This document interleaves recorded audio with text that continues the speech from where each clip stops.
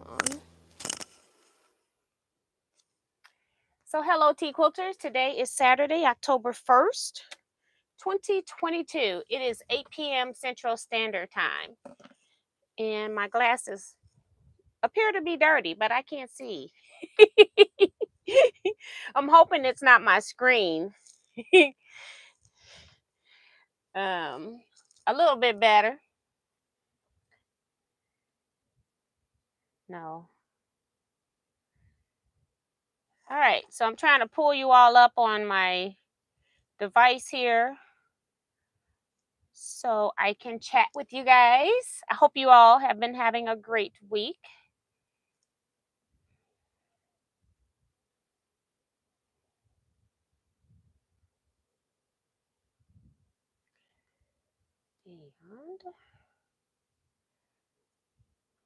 And all right, put this phone up here. Try to put it so where I can see it when I walk out of here. But I bring it in here just in case I need it.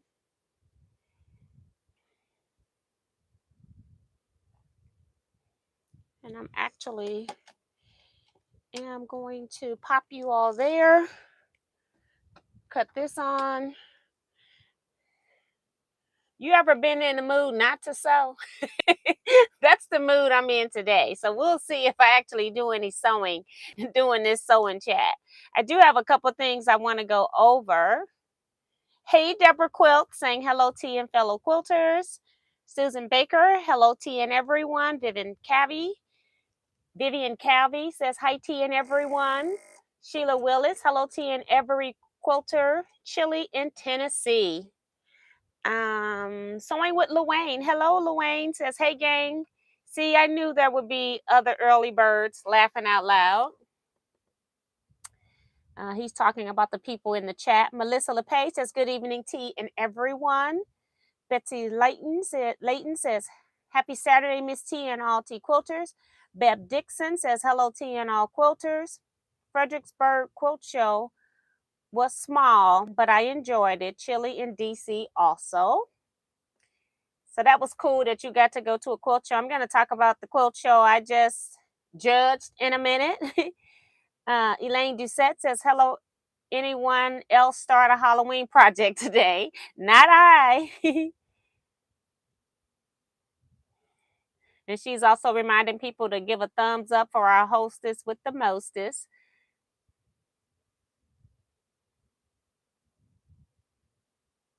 And so with Luane started a costume for a Halloween street party. That's pretty cool. Went on a mixin, says, hello, Miss T and everyone. And the Debt Free Quilter says, hey, hey. Vanessa Brown says, good evening, all. Kevin the Quilter says, evening to our reigning queen of scraps and all tea quilters. Wash your hands is here. Also saying hello, everyone. I hope all tea quilters are safe. And that's good, too. You know, there was that tropical storm Ian. I don't know if they ever changed it to hurricane, but yeah, that was pretty devastating to Florida, and it's moving up the coast to South Carolina, maybe North Carolina. So hopefully everyone is safe. I had to go in and out of my chat just to get the new comments, so I have to scroll back a little bit, guys. Paula S, hello T and quilt friends. It's cold in Southern Maryland. Everybody's saying it's cold. Kim Burris says, hi T and Quilty family. Bonita Nance, hey Miss T and everyone. Kathy's Quilts and Crafts says hello at T Quilts. So hey Kathy. Nellie Franco says, good evening to all. Tom Eckery says, hey T and all T Quilters, smash that like button for our Miss T. Hey Tom. Deborah Holloway says, good evening T and T Quilters. Kim Burr saying hello everyone. Paula Joe David says, hey Miss T. Paula Joe from Wichita, Kansas. Hello Paula. The Debt Free Quilter is here, says, I will keep my crown as the permanently exhausted pigeon, Luane. Melina Matoya says, hello, nice to see everyone tonight. Sharon Lewis, hi T and Quilters, happy October. Sue GSD, so great to see our Queen of Retreats. Maria Mayer saying hello, Miss T and all T Quilters. From Judy, hello T and Quilters. Chocolate Treats here says tiny chilly here, time for a light late summer quilt. June Hansen says hi T and everyone. It was upgraded to a hurricane, and a lot of the quilt shops are now out of business. Now I didn't hear that part, so good. Thanks for the update, Luane. I appreciate that.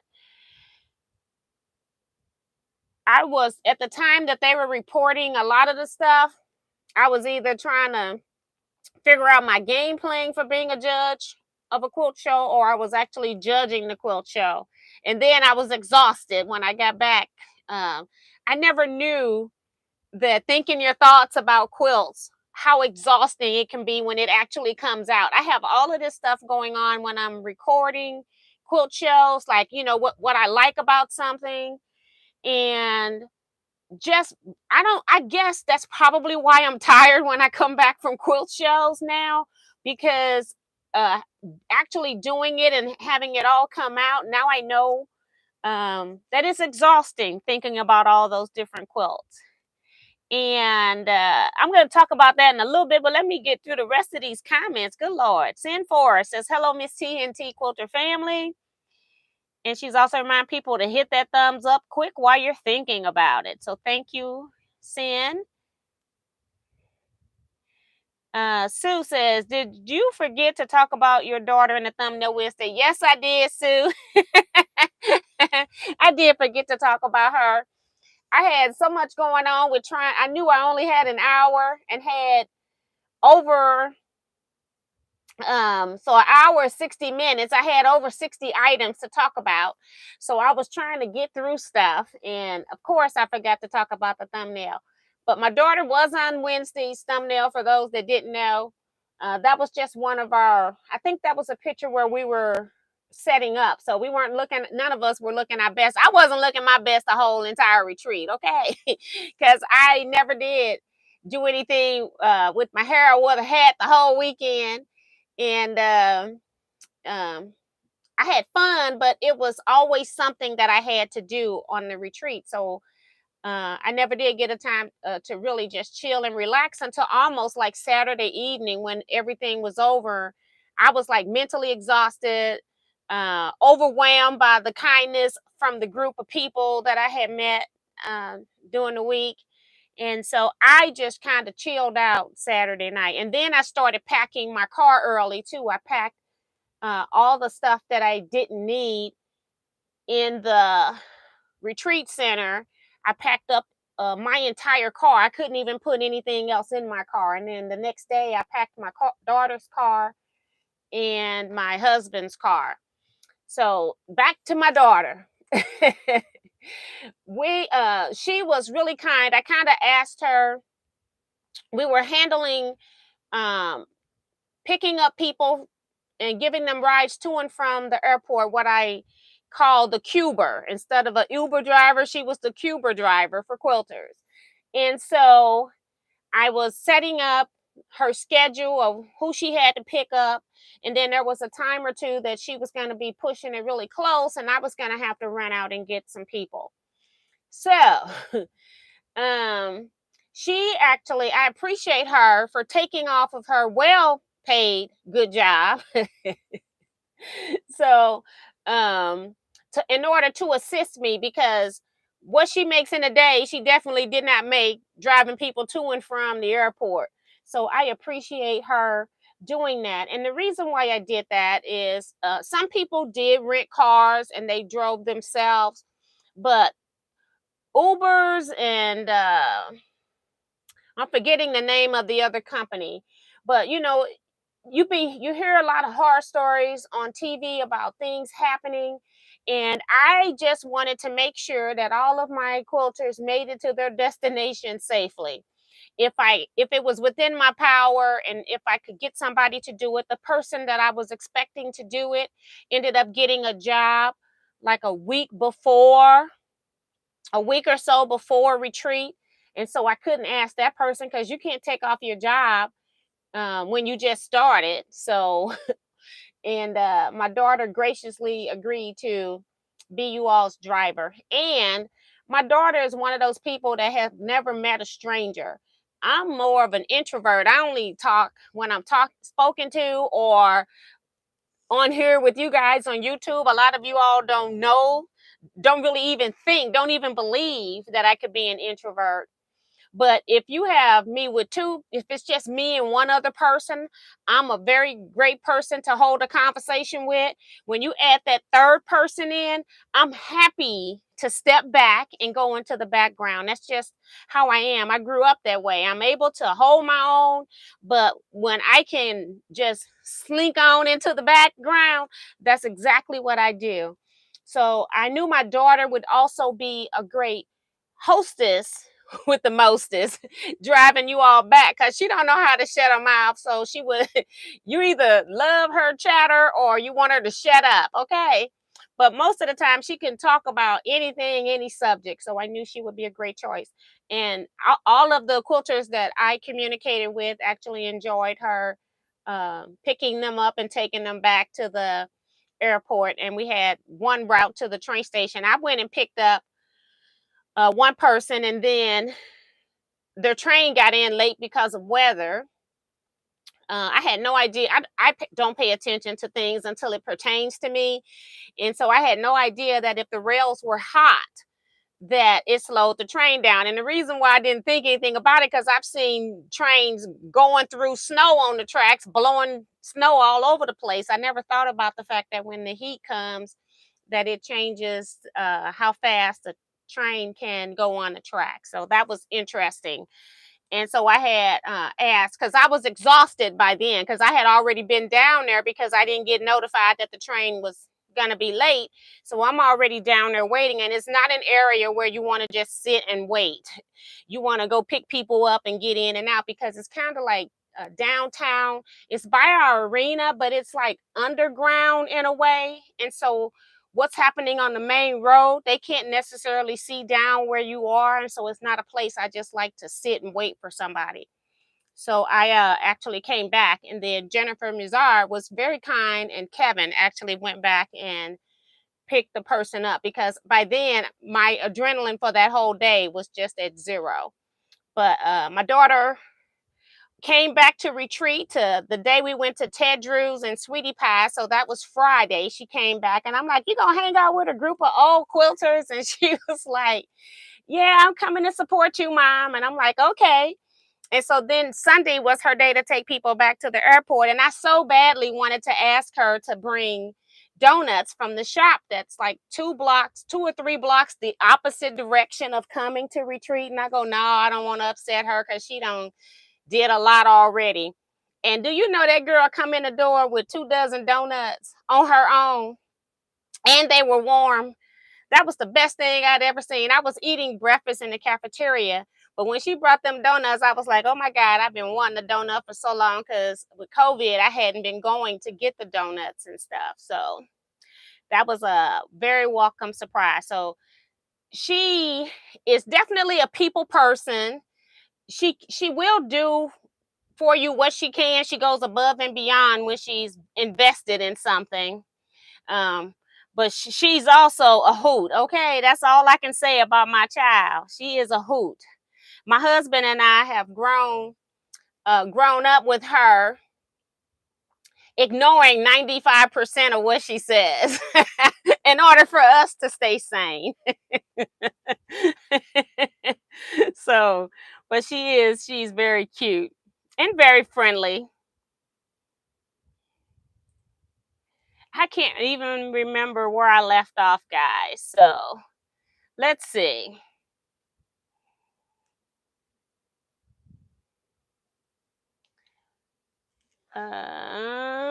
Okay, Susan, you're up. Says, good evening, everyone.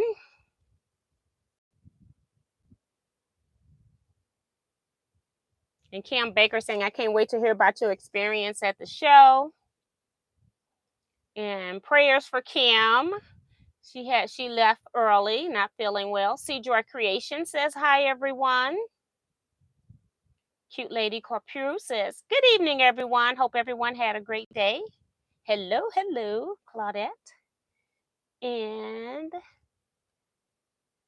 Janet Macro says, hi, TNT Quilters. My brother says, hi, sis and everyone. And T. Roberts says, evening alls. Hello, everyone, from Liz Wilson. Yes, Lyft. Thank you, Deaf Free Quilter, Lyft. So, I have personally never taken any of the either Uber or Lyft as a public transportation thing, and I just didn't want my people to be my experiment with Uber and Lyft. So, not gonna do it. Joe Carmel Perkins is here saying, Steph was fabulous. She is super sweet and intelligent. I truly enjoyed our ride to and from the airport. She even escorted me to my room. I've got much love for her. Now, that's nice because she was asking me, and I told you all recently that my daughter is expecting, and I did not disclose that information in June. She was early pregnant, and she had was having some special tests and things done, and so it was a little bit confusing because people were expecting her to put their luggage into the car, and she was like, Mom, what do you want me to do? I said, don't lift anybody's luggage. And so, because at that time we weren't ready to disclose, just in case she had some additional complications, or they weren't able to clear those complications. So it was a little bit of confusion with that at the place. My daughter is very small. She's just right under 5 feet. She doesn't even weigh 125 pounds. So I don't expect my child to be lifting somebody's suitcase that's 40, 50 pounds. So, yeah. So I will make that clear in the future, regardless of whether she's expecting or not. If you bring your luggage, you're one that's going to get your luggage in and out the car. My daughter doesn't weigh that much. If it was a man, then yeah, I would expect, if I had the person that I was expecting to do it in the first place, then yeah, you could have had some help with luggage. But my daughter wasn't able to lift 50 pounds. That's more than 3 times her weight. That's a third of her body weight, shall I say. So hello, Cynthia Shade. Paula says, and she was very friendly and made us feel comfortable. That's nice. Your quilt speaks for you. We hear you clearly in your quilts. That's why we love you. That's nice. And I'm trying to see. Hello from Cynthia from Chicago. I think I said that one. Maria Quarterman says, hi, T and quilting friends. Bonita says, I hope to see Steph next retreat. We shall see. Hi, T and everyone from Delia Short. And let's see. I think we're done. Yay! All right. So lots of things to talk about. I'll go ahead. I do want to talk. I do have a few more fabrics from the haul that I want to show. Not from the haul. Some other things came in because I ordered some stuff from another company, and then I ran out of stuff and had to go back and reorder some stuff from the other company. And then I ordered 4 more new pieces from that company. So I wanted to share those with you guys. And then I do want to, I guess I should just get those out the way. So people that want to see fabric, it's not buried too deeply into the video. We're already 20 minutes in. So let me just do that.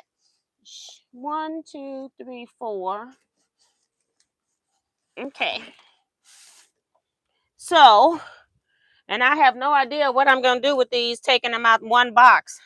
So I'm going to just be numbering these as I go because they don't have any numbers on them. So I'm just going to put this on here and I'm going to staple it. We stopped at 248 before. So this is going to be 249. It's navy blue with white dots, and then lime. It's got some lime green, some sapphire blue, sorta, kinda, and yellow. So this is number 249. Just letting you all see that. And I bought 4 more different pieces because I was running out of fabric. Because people were buying it by the yard, and I went back to reorder some stuff, and they don't have a lot of stuff in stock. It's amazing to me how fast they're out of stock on stuff. And I don't really like ordering like 2 and 3 of every piece that I buy, because you all may not like it and may not buy it, and then I'm stuck with twice as much of something, and then it's all new to me as well. And so I don't, like I said, some colors look darker when I get them than they appear on screen. And so, yeah, I don't like buying 2 of everything. I try to buy 2 of things that I know I'm going to really, really love. So that's number 249, number 250. And I'm just putting stapling a tag on the selvage so I don't get confused, because I'm not going to come back and watch this video. I got all the other ones photoed. I had them. I had pictures that they sent me, because I sent that one as a wholesale order. And then that's the other thing too. When I reorder, I'm not getting a wholesale order anymore. I'm paying regular price. So I'm actually making even less money when I reorder fabric if I don't order 40 pieces or more. So, and I wasn't going to order another 40 pieces. I probably got about 15 pieces total. So this is number 250. It has a medium blue, kind of like sapphire blue, orange, brown, beige, white, of course. No black in this one. This is really pretty, this bloom here. I don't know what they're calling this, but it is really pretty. I like that. So that's 250. And 251.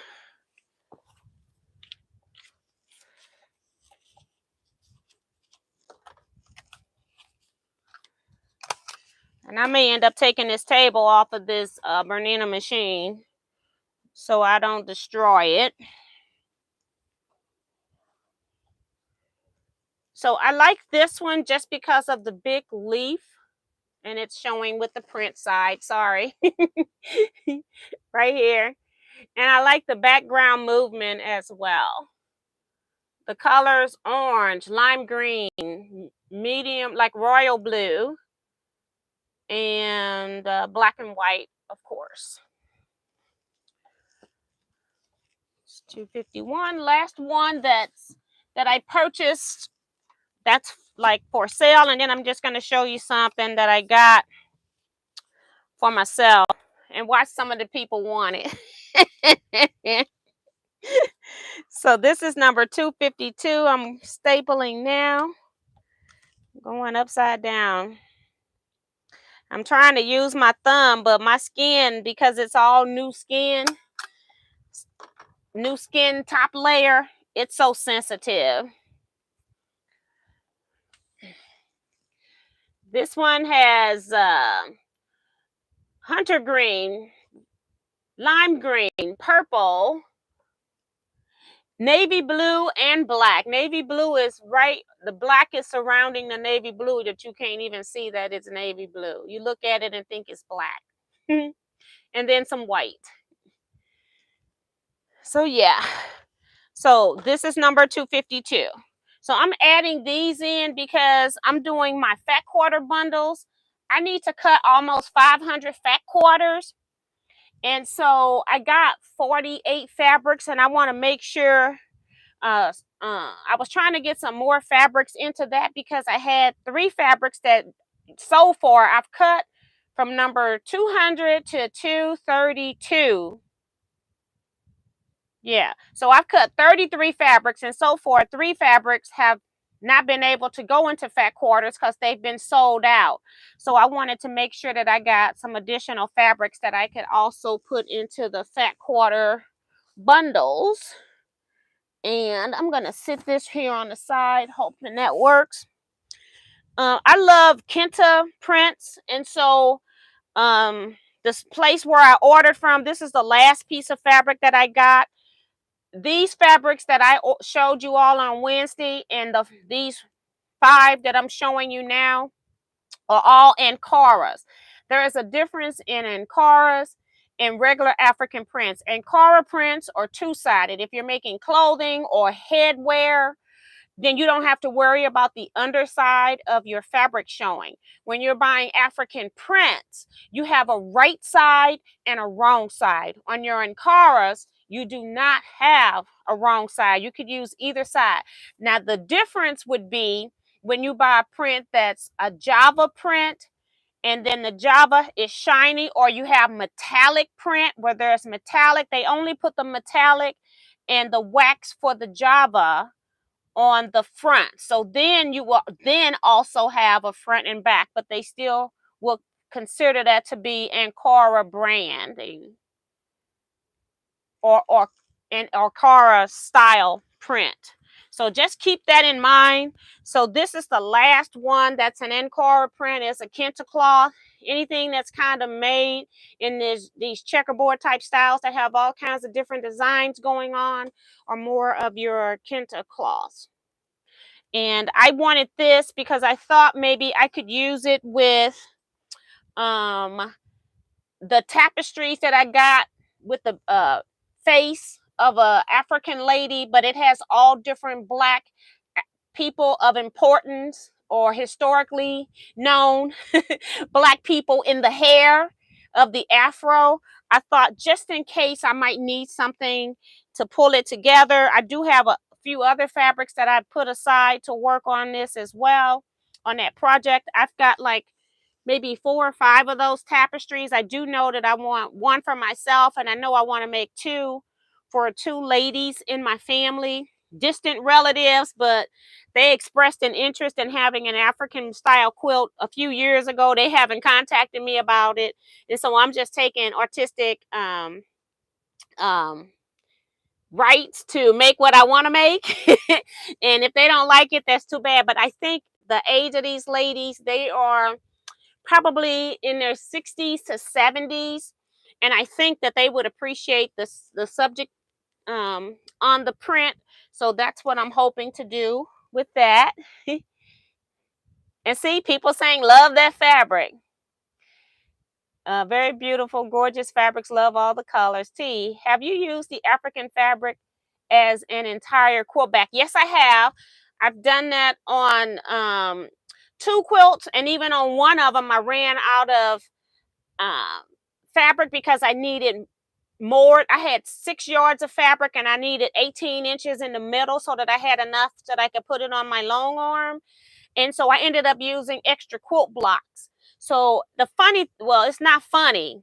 I went back through my videos, and for some reason, I got some data missing that I can't find from from my completed projects. That's another reason you all have not been seeing videos.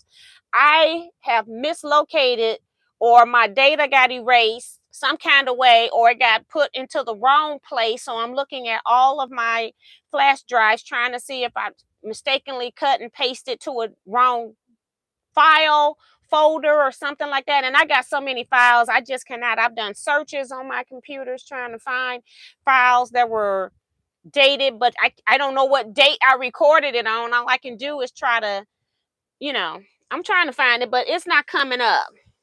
But I finished a lot of quilts, and I showed you the fronts and backs. I do have, if you look in January's completed projects, I think you might see some of them in there. But I had another video that I had done the retreat quilts, and then I did something on the back of one of those, not the retreat quilts, the swap quilts. We did swap block quilts in 2020 and 2021, and I can't find the videos for any of that stuff. So yeah, love that last fabric. That's Susan. I see you, Susan Baker. Pardon me, I'll be in and out as I look for dinner and clean up. Okay, Sin. So then Joe Carmel Perkins, she contacted me, so I went back to my one of my old suppliers that I hadn't ordered from in a while. And this is where I get my African prints, those that have a distinctive right and front side. So these are a little bit different. And she wanted some of this orange kente cloth. This is also considered a kente cloth. And so I had used this on my African Queen quilt. I think I used orange. I can't remember now. I'm so messed up. I can't remember if I used orange or teal. Okay. But I knew that I had sold out of this and I didn't have any orange in stock, not even for myself. So I went and ordered more of this orange. So if you're interested in some orange, I got right now 7 yards available. I bought 12. Joe Carmel got hers and I want mine. So I got 5 yards available if you're interested in that. This is the teal one that I had. I think I must have used teal because I only ordered 4 yards of this. So I'm only probably got 2 yards for sale on this one. And then the color I did not get last time was this royal blue one. So I ordered it also in royal blue. Got just 6 yards. And then because I was there, I like buying black and whites because they have to give you a place to rest.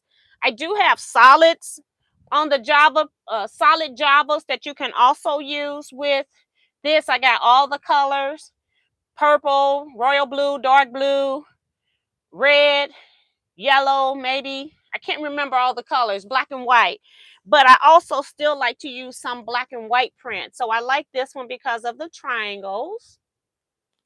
So I bought that one. That one's 6 yards. And then I bought a print. I was hoping this print would have been in Ankara so I could have added it into my fat quarter bundles. But I looked at it and it is definitely an African print. It is not an Ankara. But I love the colors. So this is what this is.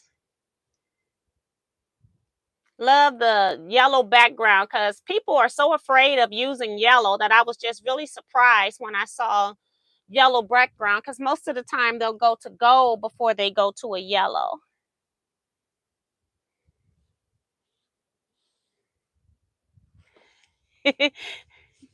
So yeah. Hi, Leetta Bryant.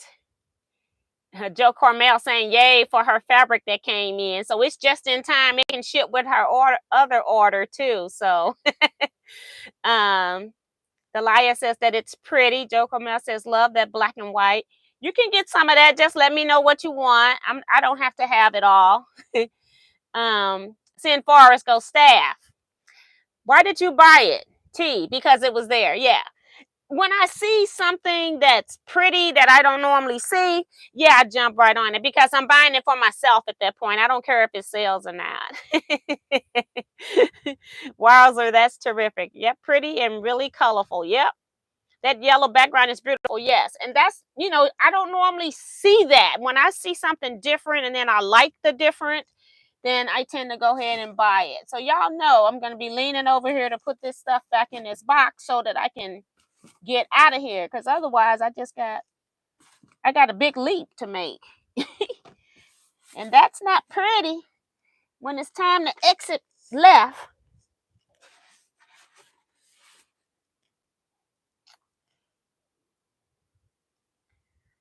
Okay.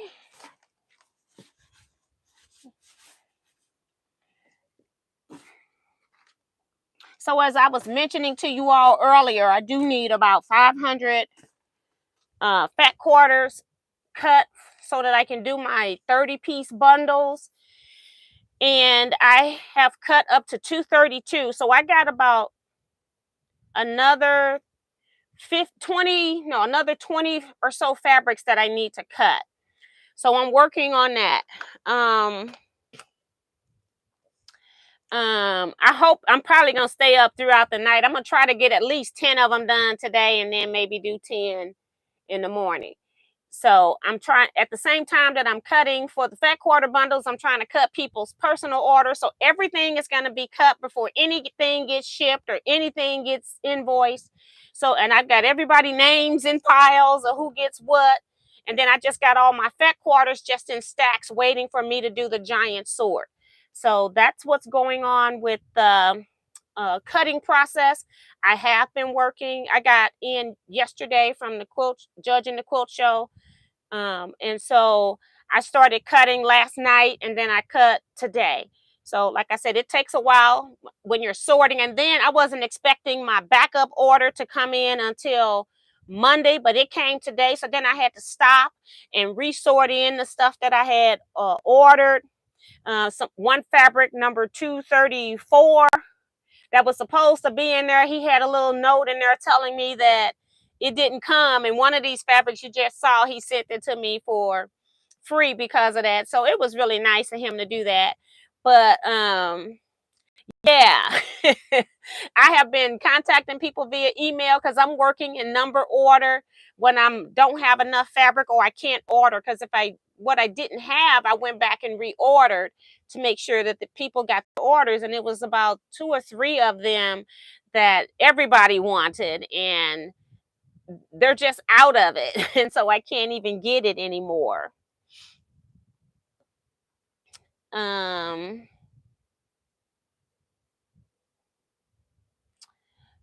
um,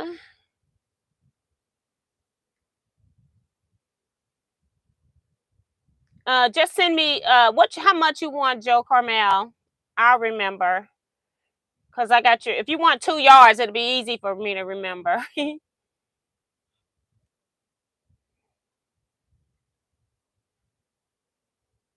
Yes, and you can have that too.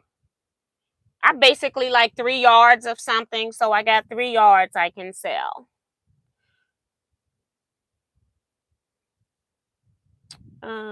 If you all could please go hit the thumbs up button for me, that would be really, really great. I would really appreciate it. And thank you, Remo JS, for the reminder.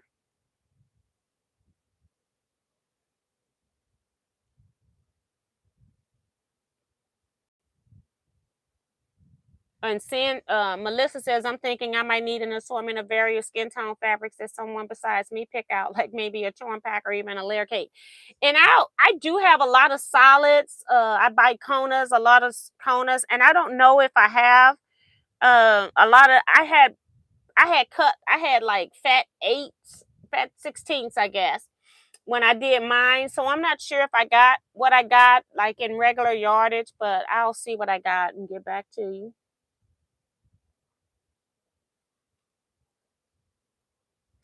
Or are you a mean judge? I don't know what that means.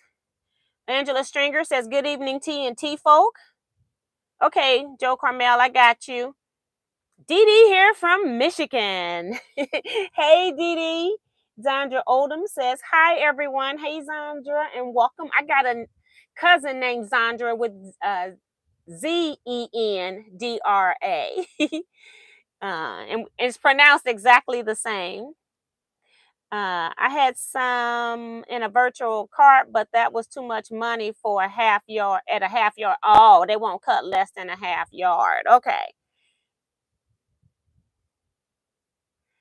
And Sin wants 1 yard. Okay. Okay. And C Joy Creations is also reminding people to hit the thumbs up. So thank you, thank you. Let's talk about judging the quilt show. What's really, really funny to me is I had a friend who judged this show for them the last few shows that they've had. They've gone through many different judges, and some of them they have replaced because they didn't like their judging style. That I found out later. They didn't tell me this ahead of time, but this was stuff that was discussed after I was done and everybody kind of relaxed a little bit. But so my friend is no, she has a home here, but she's a nomad. She's traveling everywhere in her last years while she can, her and her husband, and they're just all over the place. I never know when she's even here. You know, I see her pictures, and that's how I can keep up with her is on Facebook. So I keep up with her traveling via Facebook. So she said to them, why don't you ask Teajuana to do it? Because I can't do it. I'm going to be out of town. And so I was contacted by the person who hired me to come talk earlier in the year. This was all set up ahead of time, but I was talking, the person who was handling I guess it would be their vice president who handles programs and workshops. So I went earlier in the year in April, I think the month was, and I did a lecture and a workshop for them. So they knew that I was coming back to be their judge. And so I show up to do the judging. I have no idea what the heck is going on and what I'm doing. So the person who was in charge, it was her first time doing this as well. And so I didn't get a sheet of the categories. So I'm asking her, what are your categories? And so we get that straightened out. And then I only had one question that I couldn't figure out for myself. And I had to call my friend Kevin while I was on the road traveling. And my question that I wanted to make sure of is, did I have to say something about every quilt that was being judged? And then Kevin told me that, yes, you do. Because in this guild, you have the option of having your quilt be in the judge competition or not. So I had very close to 100 quilts, somewhere in that neighborhood of quilts that I needed to judge. The other quilts that were going to be in the show, those people opted not to have their quilts judged. So there could have been some other quilts that could have been winners, but not everybody wanted their quilt judged. So I started judging Thursday night, and then I went back and completed Friday morning. Friday morning was the day that they were also starting to set up the place for them to have their quilt show. So on Thursday night, we were in a room. They had all the quilts on the table. They had people that would hold quilts. And the best thing about being a judge is you don't have to write a thing. All you got to do is talk, and somebody else is responsible for putting it on the paper. Now, that also could be a hindrance to being a judge, because people could put on that piece of paper what they want, but and then you could be misconstrued. That's my main thing. My main concern about being a quilt show judge is when people want their quilt judged, if it's a problem with their quilt, they do want you to tell them what that problem is. However, you've got to have a fine way of telling people what that issue is. And I apparently need to go back and start using a thesaurus. I had used so many different synonyms for words that I couldn't even think of anything else. And it's like, how many words can you say that a quilt is beautiful, well executed, a great choice of value? You know, how many ways can you say that when you're looking at 100 quilts? And so, you know, you start to repeat yourself. And then the things that I mostly had concern with was people not squaring up their quilts before putting on the bindings, and therefore it made their quilts not be square. Hi, Joyce Baker. So yeah, so it was like, you want to be kind when you tell people. The reason why people are putting their quilt in, they know that they're not going to win a ribbon. But sometimes you have new quilters or quilters that have not had any experience. Maybe they're not able to pay for a quilt class. And so they're wanting their quilt critiqued. And so what I tried to do was only give like 1 to 2 critiques on a quilt. And then I did turn around, because there were times that quilts were just fantastic. And I said, do I have to give a critique? And they said, no, you don't. And I'm like, oh, okay. So I said, I have nothing else to say then, you know. But for every quilt that was entered into that show, I wanted that person who had their quilt judged to know that I saw their quilt, and not just saying, like, sometimes people would have a scrappy binding on a quilt that was not ever going to win a prize. And so what I would say was that I love the use of your scrappy fabrics for binding. It's very cohesive with the inside piecing of your quilt. And then they would say, do you have any critiques? And sometimes I would say quilt needs to be square before binding. This quilt, the quilting did not enhance the inside function of the quilt, or it detracted from the inside of the quilt. I would do stuff like that. I never want to try to pick somebody's quilt apart, but if somebody needs help with binding, I would just say may need to look into or get instructions on how to add binding to quilt, something like that. I was trying not to be like super critical, but when you are a judge, you want to try to judge every quilt on the same merits. And I'm one of those quilters, as you all know, I love bright quilts. And so I didn't want to go in there with the intent that it's going to be a bright quilt that I'm going to pick that's going to win. I went in with the intent of my criteria. Is your quilt square? How was the binding applied? It did not, it could have been a binding that was applied by machine. I wouldn't have cared, long as it was well executed binding. Or in your piecing, do your points, are they really points, or did you miss the point? Uh, you know, value. Did you pay attention to value? Are your colors cohesive with one another? If it was a scrap quilt, I wanted to make sure that it was a true scrap quilt. If you're telling me it's a scrap quilt, is it a true scrap quilt? Meaning it's not a jelly roll quilt or something like that that you're considering a scrap quilt. So they had a category where they had to do a flying geese for a challenge. And so I had to make sure that I was judging it on the flying geese, or in a particular category where you're judging on handwork. You're judging on the handwork, not the entire quilt. So you could like the quilt, but the handwork is not up to par. So I couldn't give this quilt, say, a first place ribbon if it didn't have handwork. If the handwork wasn't the part that I liked about the quilt.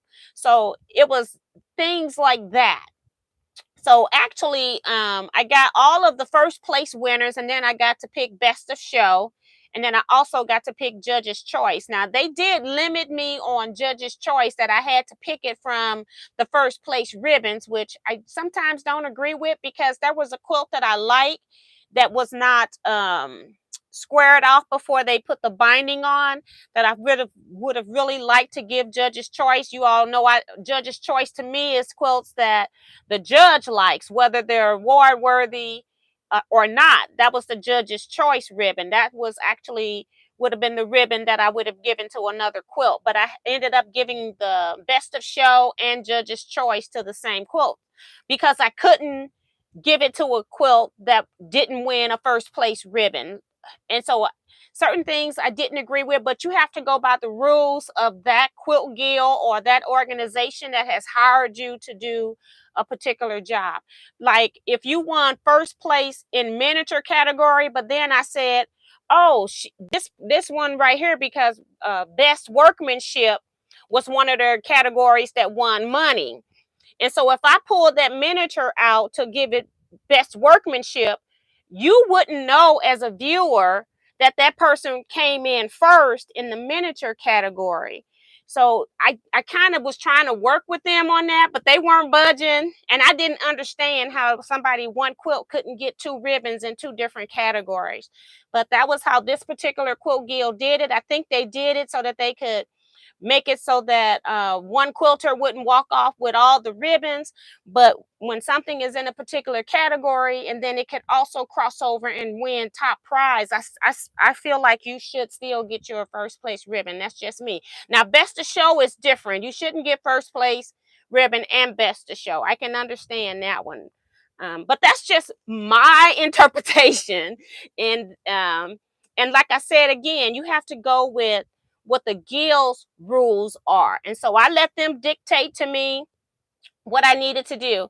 And then at the end, it was like maybe 30 minutes in, something came up and I go, well, I don't know any better, because this is my first. She was telling me that I could have them fold the quilts in half on the table, because my problem when I first started Thursday night was not knowing how many quilts was in a category and not knowing what quilts to hold, because I didn't know what was coming up later.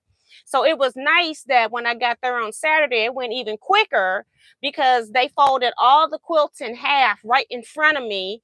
And so I was able to see what was in that category before I got started. And that should have happened Thursday night. But like I said, the person that was coordinating, this was her first time coordinating, and she didn't know all the details of handling the judging. So it was a learning experience. I was exhausted. I came home yesterday, I fell in bed and I slept for about 3 hours. And then I got up and from about maybe 10 to about 1 or 2, I cut fabric. I cut about 10 pieces of fabric. And then I went to bed and I slept all the way through till about 10 o'clock today. And got up and start back cutting fabric again. So I was exhausted. I never knew that just talking about quilts, and there were times when there was a quilt in front of me and there was just absolutely nothing positive about the quilt, and I'm like trying to think of something positive, and I'm just standing there like, what can I say? And it wasn't that the quilt was a bad quilt, it was just that it was an average quilt. And the colors didn't do anything for me. The pattern didn't do anything for me. The quilting didn't do anything for me.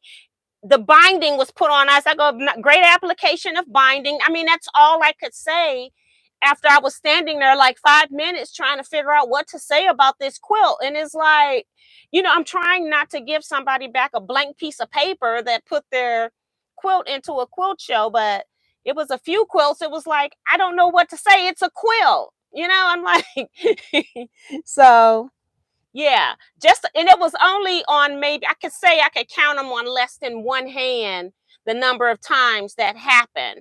But, it was an experience. It was exhausting. I never knew in my head when I'm videotaping quilt shows, all of this stuff is going through, but it's never had to come out. Sometimes I'm in my camera and I go, oh, this is gorgeous. Look at the simplicity of the quilting enhances. I'm talking with you all some, but everything that I'm thinking is not having to come out, and just hearing it and trying to make sure that I say it in a correct way so that it wouldn't offend the person whose sheet is going to go on. And I'm sure I probably slipped up and somebody is probably awfully mad at me at this point. But I did the best I could, especially as a first experience. And the funny thing was, when I told them about 30 minutes in that this was my first time doing it, none of them knew except the person who had hired me from the Guild to do it, but she didn't transfer that information to anybody else. So they said that I did a great job, especially for a first time. So they did give me kudos. And it was so funny because one of my scribers, 2 of her quilts were in my first place category. She was one that won miniature. She was also one that got best of show in the end, and judge's choice. So she actually got 3 ribbons from me, and she said she had never won before. But the quilt that I put that she won best of show.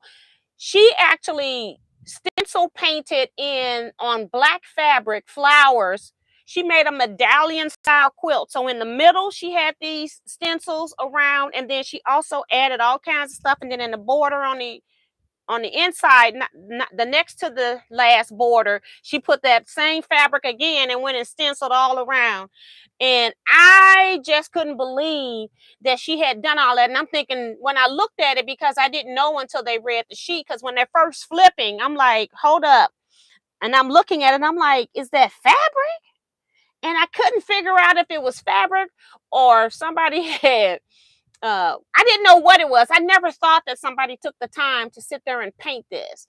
And she actually painted that. And then when they opened that whole quilt up and I saw the medallion in the center, I said, oh my God, I can't believe this. So It was gorgeous. It was just a well executed quilt. And then I was telling all the great things, and the list was just getting longer and longer. And I said, girl, just stop talking about the greatness of this quilt. And then they go, you have any critiques? I said, do I have to have a critique? They said, no. I said, well, I have nothing. This quilt's perfect.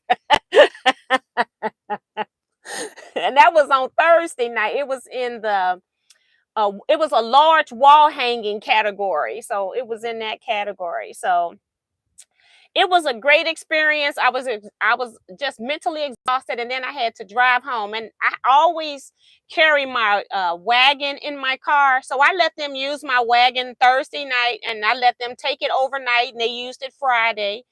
Do you know that I'm 30 miles down the highway, and they called my house instead of getting me direct? She called me. The first number she saw was my house number.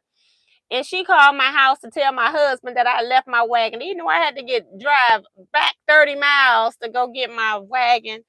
I was really hoping the show was today and tomorrow. I was really hoping that I could go down and visit, but I've been cutting fabric all day.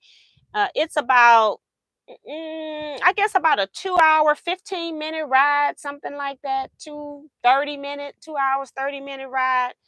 And I really wanted to go back so I could see the actual quilts on the quilt that I did and see how they compare to the quilts that I didn't judge, because I would be really interested in seeing the quilts that I didn't judge, to see if any of those would have been contenders. Because some, the bed quilt category, most of those quilts were traditional quilts, and there wasn't like anything super outstanding about them.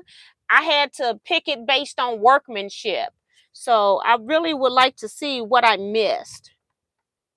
So yeah. Trying to think what else about the quilt show. That's it, I think. Let me read some comments. I don't know where I am in these comments.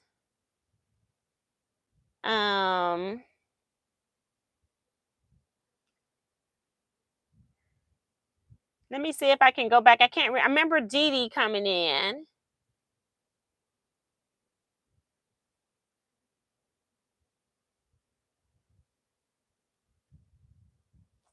Okay, send me emails on fabric, guys. I'm not going to remember all of this, and I have no paper in here to write on because I see Tom saying he wants blue. I just forget when I walk out of here. I do a whole lot better because I'll put a star on your email, and then what I do is I go back and try to sort for the stars. Sometimes I only get through the top 10 stars, and sometimes it's like I can't do this right now, but I do put stars on them. So just email me. Tom wants some of the raw blue stripes. I'll send you an email. Hi T and the quilting family, hope y'all are all safe from So We Like Crumbs. Teresa McCormick, hello Miss T. My Gail is having a show the last weekend of March, and the quilt entries are now starting to come in. So now my design layout of where to put them starts. I am not ready, laughing out loud. Yes, that's from Luane.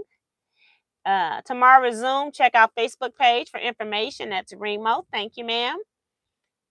Or you want feedback on how they did with their piecing or quilting. Yeah, I did. I talked. Sometimes, you know, they had they did separate single quilts from group quilts. And group quilt is a quilt that you pieced and somebody else long arm quilted. That's considered a group quilt. You should be giving that person credit. So when I got quilts that were in the group category, I tried to say something about the piecing as well as something about the quilting, whether it was positive or negative. I tried to say something about it all. Most of the time I was just saying thread selection for this pattern was perfect. Sometimes the thread they chose was not appropriate to the piecing. And I'm one of those people that I like my thread to show. But if I know I'm putting a quilt in a show, I'm going to put my quilt in the show for what the show people, the show requirements, or the show judge may want. And this is all. Think about your quilt getting judged by 5 different people, and you're going to get 5 different comments from those 5 different people. I'm going to probably love your quilting, and somebody else is going to hate your quilting. So it's always just that. And you got to remember, I'm one judge. I judge the entire show. And so it's just one person's opinion about your quilt. It's not to say what, and we all know in quilt making, there are so many different ways to get to an end result. So what I was judging on your, the, at what point, what I was grading your point of success with what you did, not how you did it, but how successful was the technique that you did. How did you get to that end result? Did your points match? I don't care how you make half square triangles or flying geese. Did these points match? So I don't care uh, if they were machine appliqued or if they were hand sewed down on your applique pieces. I didn't care. Was it successful? Did you do an outstanding job? That's how I rated what I pulled for prizes. I did not, if you would have saw the list of quilts I pulled, you would have never thought that Teaquilts pulled those quilts. It was all based on skill. I did not let a reproduction quilt. I hate reproduction quilts for myself. I can appreciate them as far as somebody else having them per se, but I'm not one that loved the fabrics. And so, but I was able to, I told myself going in, you're not going to worry about whether you like somebody's fabric or not. You're going to do this based on these criterias. I had criterias in my head that I wanted to go on, and that's what I did. And every quilt, I checked binding. Every quilt, I wanted to make sure that I kept myself consistent throughout the whole judging. I didn't want to judge somebody over here on apples and be judging somebody else over here on the oranges. So I made sure I stayed true to my judging style. But I had a great time. Our guild show was in April, and I am the chair of the whole show committee. Girl, blessings to you. I had to do that while I was president, okay? Lynette Williams here saying hello, everyone. I was going to ask what was wrong with the quilt. It was nothing wrong with the quilt. It was just a quilt, and it was a quilt that fabric choice, I didn't feel like it had great value. I didn't feel like the colors, it was a quilt made probably for a male person, and it just, there was no prints in the fabric. There was not a lot of high contrast in value. It was just everyday quilting design. It was just a quilt. And I think by that time I had seen so many quilts that I was just unimpressed with the particular quilt that I saw. And like I said, it happened less than 5 times. I could count them on one hand. There was nothing wrong with the quilt. The quilt was executed very well. It just didn't do anything for me. And then I did check points and things like that. I don't know. It just didn't do anything for me. I hope one day to be able to enter quilt. And again, that's why you want to join a guild, a local quilt guild, even if you've got to drive 50 miles to a meeting sometimes. You know, some guilds have day meetings, so some things are doable. Check out where your state guild meets. I've been to state guilds. Illinois has a great state guild that operates like a regular local guild. Our state guild only have business meetings, and then we have 2 retreats. So our Missouri guild is not like the Illinois state guild. So check your Illinois, your state guilds, not necessarily just Illinois, but I've been to the Illinois guild twice, and they operate and function just like regular quilt guild. So I do like that about them. So just join a guild, have fun, make friends. Remo still reminding you all about the thumbs up. I solved that problem. Everyone gets a blue ribbon and golden chocolate ticket. That sounds fun. What would you do it again? That's Joe Carmel. I guess yes, I would do it again. I didn't have a problem with doing it. I think in the future, next time I judge, I know to ask for their categories ahead of time and for them to give me a description of these categories. So that would be the only thing that I would do different. I did tell the lady that hired me, I went back to her because when I had to go back and get my wagon, she was actually over set up a quilt show. And so she was busy. They had stuff numbered and she had trying to get these numbers. And so I left without saying bye to her because she was so busy. I said, I am not about to mess with her. And when I came back, she said, yeah, they told me you left your wagon. Did you leave and didn't say bye to me? I said, yes, I did. I said, did you see me come in here to go use the restroom? Because I had to walk clear through the whole quilt showroom to go use the restroom. And she said she didn't see me. I said, see, you were busy. I heard you talking about them numbers. And I said, I'm not going to mess with her. You do not mess with people when they're doing numbers. So I told her that I had left, but I did stop. And when I went back, I stayed and talked to her for about 10 minutes just so she could forgive me. But I did tell her what my advice was that I didn't know, knowing the categories ahead of time would have helped me a lot, especially when the person was new as well. And I don't know that she's new. And so she didn't know that she needed to tell me. And then she didn't tell me the categories correct. And I was halfway through judging and realized that um, I had one category described to me wrong, but it was a good thing that what I had already pulled a few quilts out for that category, but it was a good thing that I hadn't missed anything else before that. And so I was able to change it going forward. So I would do it again. I actually enjoyed it. Like I said, the next time I know to prepare by just having me a list of synonyms or something, because so that way you're not saying the same thing. Like I probably had done about maybe 20 quilts, and then I felt like I started repeating myself, and I'm like, we need some new words here. So, Dee Dee says, judging a quilt show sounds like really stressful. I would not want to be responsible for doing that. The only great thing with me with doing a quilt show, and that's what you want to pick in a judge. Say if I only did traditional piecing and it was all scrappy, then I probably wouldn't be a good quilt judge. But the thing about me being a technique junkie actually pays off in situations like this, because I do love to do hand applique. That's actually my first form of applique that I would prefer to do. I just don't have time to do it. And then I have done machine applique. I've done machine embroidery. I noticed even when people had used the embroidery machines to quilt their quilts. That's how, I can tell the difference between computerized embroidery and machine embroidery. Okay. So, people had even used decorative stitches on their sewing machine to sew their bindings down. Some of them, they picked an appropriate design that enhanced the quilt, and others, it was not so much. So I did not pick that quilt because it had particular features that I thought were inappropriate. I wanted to know how well you executed that technique.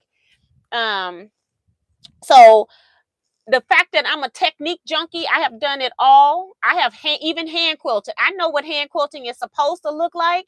I know I hate it, and I'm not going to do it ever again unless it's on like a, no bigger than a 12 by 12 square. Okay. Hand quilting is not for me. But I have done it. I have done just about every quilting technique out here, and they just calling it something different. So sometimes when you ask me, have you done something, they just got a new name to it. Okay. They don't modernize the name so that they can claim it, but it's all the same.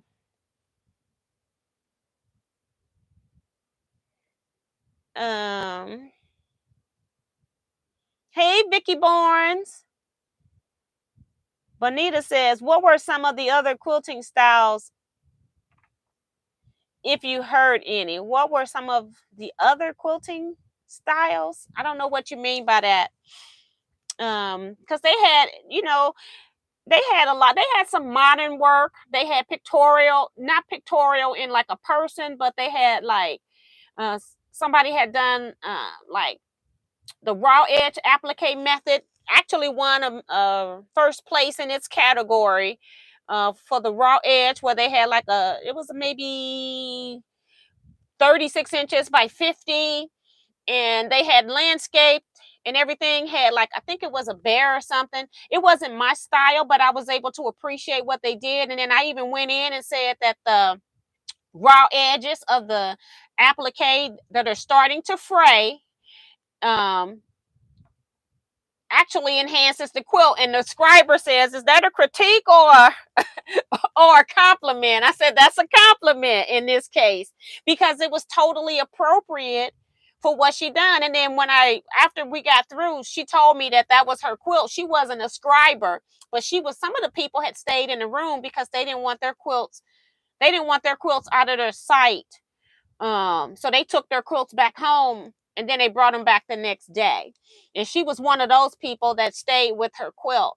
And when it was all over, I asked her, I said, did you plan to fray this fabric? And she said, yes, I did. So it's just funny how they said that I was fast. They said Thursday night, they would have been there to 10 o'clock. We were done about 7:15 that night. I can look at quilts. I can see the detail. That's how I can tell. I've watched so many quilts, been to so many quilt shows, recorded so many quilt shows. That's why I tell you all, sometimes you want something in your quilt that's not like everybody else's quilt, that's going to bring people into your quilt. I notice that type of stuff from looking at quilt after quilt after quilt. And then even when I'm on quilt number 80, I can still pick out details of what's going on in your quilt. That's because you put something in there that was different that drew me to that. And then once you draw me in, now I'm starting to look at everything in your quilt.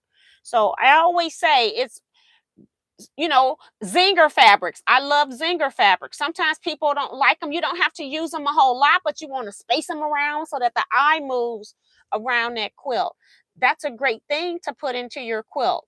Sometimes it's the feeling. One quilt, I had only one quilt, did I say, the feeling just is so soothing. And she says, is that positive or negative? I said, that's positive. I don't know why that came out, but it's like you always think your first thought and then you just let it go.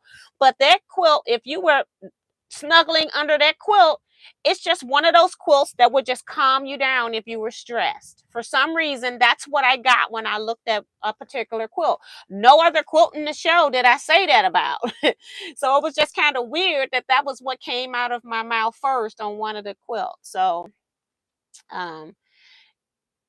do you AccuQuilt to cut the fat quarters? No, I don't know how I would AccuQuilt cut a fat quarter, because I don't think any die will fit 18 by 22 into any die cutting system that I'm aware of. So no, I am manually cutting these.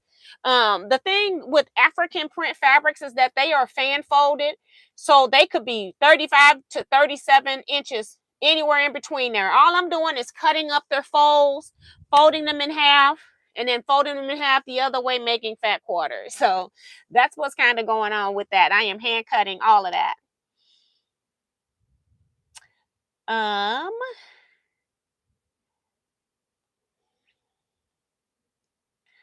Okay, so I'm overly slow today, but did you say some people at retreat expected their bags to be carried for them? Yeah. Did you miss Angela's string of questions if you got any bribes? Laughing out loud. No, I didn't get any bribes, but it was just hilarious that I was talking about. Well, I knew some of the people there. I was, in the room, were sitting in the room that I was communicating about their quilts. But it's just funny that after it was all over, these people walked up to you, and I even said at the end, I just hope nobody is mad at me about what I said about their quilts, but you're paying me to give my opinion. If your quilt isn't square, I can't put a first place ribbon on a quilt that's going to go out there and hang and be crooked. I'm like, I can't. One quilt could have won a category had they squared this quilt up. That was the quilt I wanted to give judge's choice, but I couldn't. Now, I would give you a judge's choice ribbon, because that's just one person's opinion, regardless of the rules. I really liked the coloring. It had nothing to do with brights even. It was a scrappy quilt, and it wasn't a bright scrappy quilt. But I liked that she had did all these different quilt patterns from one particular person, and then she put them all into one quilt. And in one spot, the measurements didn't measure up, and so she just made it fit. And then you could see the binding go out and come back in when it got to that section. And that was the reason why she didn't win that category. Matter of fact, she didn't win the category. She didn't even place in the category because of that. But I would have loved to have given that quilt judge's choice. So a judge's choice quilt doesn't have to be a well-executed quilt. It's just what the judge likes. But they hit my hand on that. Wouldn't let me do it. In your, hold on. I'm good, just tired. So she's waiting on somebody. That's Remo responding to somebody. In your opinion, does the backing need to match the top, or does it matter? In my opinion, it does not. The only reasons a back will probably need to match, say that you and somebody else's quilt were tied for being first placed or best of show, and then you may have that judge that might decide that they're going to use the back because they can't find anything wrong with the front, and so they'll say, let me see the back. And then when you see the back, they may just determine, well, okay, the back matches the front, so I'm going to go ahead and give it to this person. But in this instance, I did not. Some backs were pieced, some backs were matching, some backs were not. I don't really care. You all know from me making my own quilts, I really don't care what's on the back of my quilts because I never put them on my bed with the back facing up. Even when I'm laying in bed, for the most part, I don't even see the back of my quilt. So I'm not a person that's a 100% fan of your quilt must match. Now, if I'm doing something on the back of my quilt, I might plan to turn my quilt over to the wrong side every now and then, just let the label show. Because there are certain quilts that I have done two-sided designs where I will flip my quilt over to the other side. But other than that, no, I'm not concerned about it matching. I meant to say judging styles. How different were their opinions? Did they agree to any of your comments? Yes, the people, when I got through at the end, she says that they really did agree with the comments. They said that they liked that I was fast. I did explain that when I'm looking at a quilt, I stick with my first impression. So when I was doing a particular category, say they had 28 quilts in this category, and I had to pull at least 5 quilts that I was going to put or pull out, because I had to do first, second, third, honorable mention, and then I needed a backup because their guild, if you win first place, if you win hand craftsmanship, then they would take your first place ribbon out, and then they're going to give it, first place now goes to the person that has second, and so they move everybody up. So I always had to have 5 quilts in each category. So that's kind of how they worked it. So difference, they agreed with the comments. They said that all 3 of the scribers said I did a really good job. And then I would knowing that one person wrote a little slower, she had very legible writing. When you have very legible writing, you're a slow writer, whereas everybody else was kind of, the other 2 were just putting it on there. And I would wait. I would tell them they could go ahead and get that quilt off, and they could either take it or hold it, so they could be working with that. And then I'll still be telling the scriber what I'm saying about the quilt that they're in the process of removing. So I was aware of paying attention to my scribers as well. I think they appreciated that. But my scriber said I did a great job. The people that were in the room said I did a great job. So as far as what they told me, I think they should send me a critique. That's what I think. As a judge, I think they should send me a critique and let me know how I did. They did tell me, like, as I told you, when we got through at the end, they told me they got a little bit more relaxed and said they had judges that would come in, and if they didn't like the colors of a quilt, they didn't even pay attention to the techniques that were in a quilt. And they also had judges that come in and we be standing there for 10 minutes and they said nothing about a quilt, just standing there and don't have anything to say at all about a quilt. And I've had that happen probably twice, where I just was standing there that I can recall, and I'm trying to figure out, like, what can I say? It's a quilt, Like some people, like, you got to remember, this is, Cape Girardeau started out as a small town, but it's a big town. It's a big college town that's been built up because of college, and then other things then start coming in because of colleges. And so it was, you got some quilts that are going to be outstanding. The lady that won, she got 2 ribbons. She got best hand craftsmanship. She got best of show. And she also got my judge's choice. So she actually got 3 ribbons on 2 quilts. Both of her quilts could be hanging in Paducah. That's how beautiful that work is. And then you've got your everyday quilter. Could be somebody in their 70s, 80s, maybe even 90s, still piecing, not producing the same quality of work because of eyes, maybe having cataracts or having arthritis, things like that. They may have been master quilters. I quilt for my 98-year-old quilter now, and she used to be a master quilter, and now her piecing doesn't resemble anything like she would do 30 years ago. So you got to remember, so when those type quilts come up, they still want their quilt judge, but it's not, they know they're not going to win, but they just want they want to hear and see what the comments are. And so I just try to, not knowing somebody's age, because this is all done. You don't know who made the quilt when you're doing it. So, just try to be kind when you're telling people, because you got to critique a quilt. If a quilt is really, really bad, like somebody's binding it was horrific.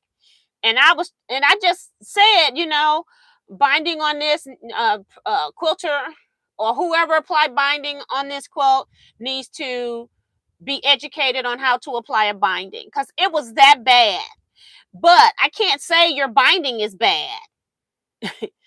You got to be a little bit more diplomatic.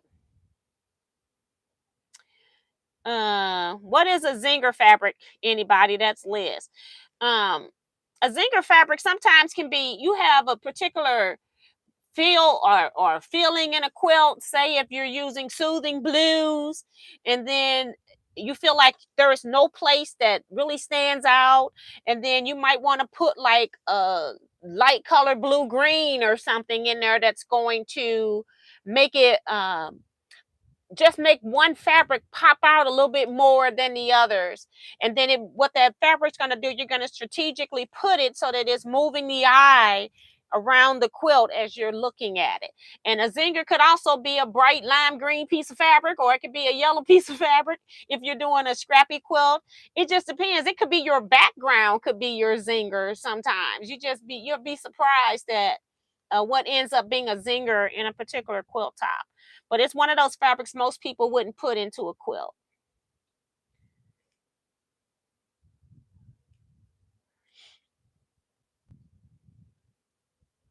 Or the fabrics you shared all about 36 inches wide. They're 35 to 37 inches. They're already fan folded. So I use whatever. That's how they sell it to me. That's how I resell it back. Sometimes I find I might get 35 inches. Other times I find I got 37 inches. Just depends how the machine, they're folded by machine. Angela says, are you planning to get certified by the National Association of Certified Quilt Judges? You should go for it. And that was pretty funny because they listed in the article that I put in Facebook group that I was a certified, I don't know if they said quilt appraiser or a quilt judge. I said, I ain't told anybody that. I don't know where that come from. So that was pretty funny. I joked with Kevin about that going down. I said, I never told anybody that. I told them this was my first time judging. I told the lady that forwarded my name to whoever it was. So that was pretty funny that the day before, the day of judging, I find out that they have listed me as a certified judge in a newspaper. Okay. I was like, OMG. And Kevin, I talked to Kevin about it. He said it's probably just some mix up from the paper. But I haven't thought about that yet. We shall see. I've done it. I can put it on my resume if I so choose. I have done it. I also have an issue with, this is my thing too. people have opinions, and again, opinions of one of that particular judge. No matter how you're trained, you're still going to use your own opinion. Like they said, they had certified, because the people that they were naming off were certified quilt appraisers, so they would be easy for them to be a certified quilt judge if you are a quilt appraiser. And they had people that, like they said, they were standing there, people wouldn't even say anything about their quilts. You got to remember, most quilt appraisers are doing it from a historian type of point of view, not necessarily a technique point of view. Um, so they're not going to be as well abreast as I am with the different types of quilting that can be done out here. So I feel like I know more than most quilt judges anyway, because I'm a technique junkie. So um, I don't know. I haven't decided about that. I haven't even thought about that. Haven't even Googled any of that. But I do know that I know a lot about quilt making from all these years of doing it, teaching it, and videotaping shows. I have seen, maybe, I'm just going to guess, I probably have seen over 10,000 quilts in my life, easily. Between all the shows I've done. So I haven't decided yet, Angela. I don't know if I need it.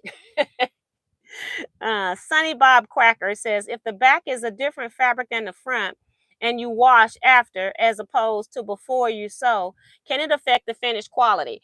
The problem with backings is if you're using a 108, and sometimes you can have shrinkage difference in the back of your quilt, because of the way that 108s are made. For some reason, 108s are not made, to me, on the same level as a quilt shop quality front fabric, and sometimes they shrink a little bit more than others.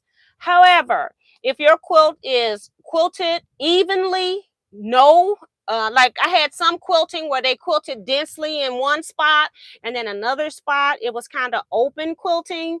And when you wash a quilt like that, you're going to have less shrinkage in the dense areas and more shrinking in the area where there was no quilting, because that fabric got a whole lot of space where it can move around. Um, I on my quilts, I used to wash my fabrics. When I started quilting in 1994, fabric was not at the same quality level as it is today. I used to wash every piece of fabric that came in my house. It automatically went into my laundry room. Today, I don't do that anymore. If I'm buying some fabric and I have an inkling that it's going to run, like if it's a red, dark greens, hunter greens, your navy blues, I might do a wipe test. What I do is just take a paper towel, because it's got, it's strong, and then I just rub it really hard on the fabric. You don't even have to put any water, just rubbing it. If it's going to come off, then I look at that paper towel, and that's also how I test at the quilt shops. Okay, I just sneak and do it. Okay. And then if I see where it's rubbing off, then I just don't buy that fabric if I'm at the quilt shop. But once fabric quality improved, I stopped washing my fabric. Now, I probably had 600-700 yards of fabric in my house that's been washed. Now I'm bringing in fabric that has not been washed. I put both of those into my quilts, and I don't see any major difference over one piece of fabric to the other because of how fabric is now made. Quilt backing 108 is a whole nother different story. They will probably shrink a little bit different. I still don't worry about that, but I'm one of those people that I densely quilt my quilts. And not necessarily, goodbye, Bixby. I don't necessarily quilt like a 1/4 of an inch density, but I don't have more than an inch of space anywhere in my quilts for the most part on my quilts. My customers, you get what you pay for. If you want 2-cent quilting, then you're going to get 2-cent quilting. On my quilts, I didn't understand that. Goodbye. On my quilts, I quilt because it's my long arm, it's my time. So I can quilt and give myself 3 or 4 cents inch per square inch quilting, whereas somebody that's having that put out, they can't afford to have their quilts quilted like that. So you just want to make sure that whatever density of quilting that's in your quilt, that it's the same consistency throughout the quilt. And then when it's washed, it's no big deal. Most quilts, I did a quilt top, and this was different though. My other quilts don't shrink as much as this did, but I did a quilt video where I did a whole, it was the Pat Sloan Solstice quilt. I quilted that quilt, and people wanted me to do 2 bats. So I did 2 bats as an experiment, and they wanted me to wash the quilt. I washed the quilt twice. I used warm and natural 100% cotton on the bottom, and I used the wool batting on top. And that quilt did shrink a lot. I think I got about 2 to 3 inches per each side that my quilt was different. And it was due to the wool batting, to me, and the double bat, because now it had more loft in it. So it just depends on how it's quilted and what type of batting you're putting in there. But that was just an experiment. So I do have that video up if people are interested in that.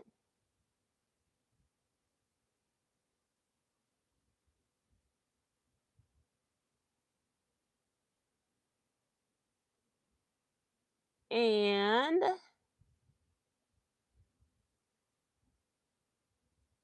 yeah, I did like if somebody had great colors, I would say that they had great colors, but that didn't mean that they necessarily, like if it was my color palette, like I love sampler quilts, and I love your style of making sampler quilts. It's one of my favorites. I actually had them put that on somebody's sheet, but that quilt didn't even get pulled, even though it was my favorite. They didn't have very good points though.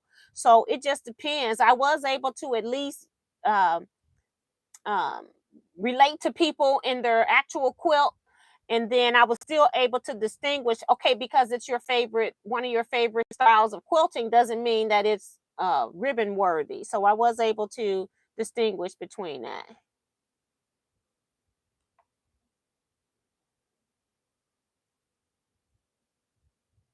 Yes, and that's why I've seen Song with Lorraine says that he saw a quilt, and he said that the quilt police um, would hate this one. The seams were all over the place, odd shapes, but it was meant to be that way.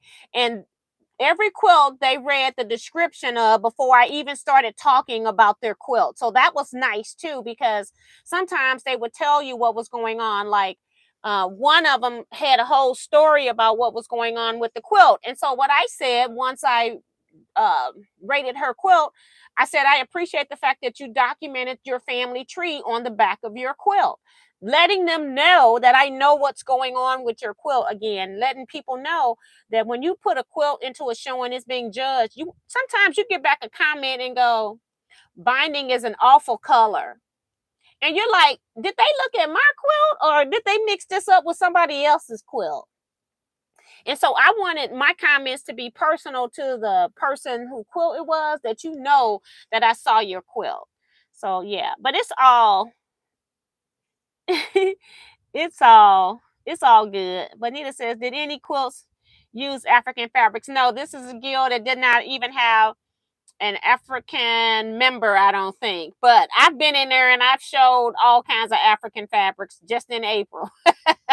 And they also know that I sell fabric and all of that. So yeah, sometimes when I go to these guilds, I don't even take stuff to sell because I know they're not going to buy it. And every once in a while, I have somebody that come up to me, like one person, and say, do you have any of such and such kits, those Take 5 kits? And I go, sure. I say, I'll tell you what I'll do. You pay me for it and I'll mail it to you for free. And that's what I do. Instead of me packing all that stuff in my car, hauling that stuff in and out, I'll pay your shipping for free. That's what I do. Dee Dee says, I came a little late. Do you have a price for the fat quarter package with the shipping? Maybe I missed hearing it. No, because I'm in the process of cutting. I haven't even put up a fat quarter pack. I said $15 for generic shipping of those originally in my post on Facebook. And that's just a number I pulled out my butt. I don't know if that's going to be enough to ship or if it's too much. And that's because I have never shipped 30 fat quarters at one time. So I don't have, I got my fat quarters sorted, but I'm not ready. I need to have all of my fabrics cut. And then I'm going to do assembly line style, making these fat quarter bundles. So I don't have a price for shipping yet. Can't weigh anything yet. Bye, Kathy. It's almost, oh, we still got 26 minutes. I thought it was time to go and I'm over. Girl, you scared me. I haven't sold a stitch and I'm so happy. Isn't that terrible? I did not feel like sewing today. And Sunny Bob Cracker says, no shortage of people judging work on any of the arts. Right. We as quilters, we judge quilts even when we're not asked to judge. I go into quilt shows and I have my little friend with me sometimes, and I have to tap her on the shoulder, and I said, ma'am, can you keep that to yourself? Because there's nothing worse than having your quilt hanging in a national quilt show, and then you walking down the aisle and somebody is saying something awful about your quilt, and here you come up trying to take a picture in front of your quilt. You're with your friends, or maybe somebody know you and want to get your picture with your quilt hanging in the show. So I never try to say anything. I'm not critiquing anybody's quilt at a quilt show. It's all in my head. I keep it to myself. When I'm doing my videotaping, I go up and I tell you all positive things about quilts, because I feel like until I start judging, you can say something positive about every quilt. There was just 2 or 3 quilts that was just like, it's just a quilt, and I didn't know what to say, and it was like, okay, and it was nothing bad or wrong about their quilt. It was just, it was nothing that grabbed me about that particular quilt after I've watched these other 98 or so come through. So you can always do that. Remo, I need to take paper towels with me. Yes, ma'am. Thank you, Susan, reminding people to hit the thumbs up. I think we got more than 17. Go out and come back in, Susan, and check that thumbs up hand count for me again. See, oh, the Wayne's right up under there saying there's 85. So thank you.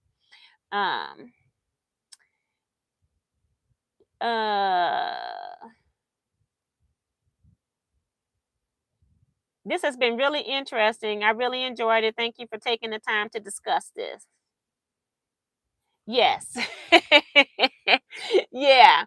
So, you know, if it was a whole nother person judging that show, I almost feel like maybe 4 of my categories, they would be the same winners. And then the other categories that I got, they wouldn't necessarily be. And I even done one of the quilts in the bed thing. First place ended up being, I think first place ended up being a bed quilt that was a double wedding ring. The quilting on that was appropriate for every spot. It was custom quilted. The points on there matched 100%. There was no issues. She used 30s fabrics, which I'm not. I've used 30 fabrics. I have a few 30s fabrics. They're not my favorite. They're okay. There's nothing wrong with them. But I could appreciate this. I know what it takes to make a double wedding ring quilt, and then to have one that the scallops are perfect. The quilting on the inside is perfect. You know, you have to give people credit for the craft, whether you like their fabric or not, or whether you would have picked that fabric or not. So, yeah.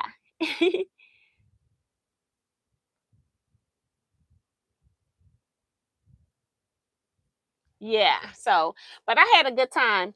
On my, excuse me, forgot to swallow my own saliva. Okay. I did get all of my border blocks, and I got reverses like this. I got those pressed.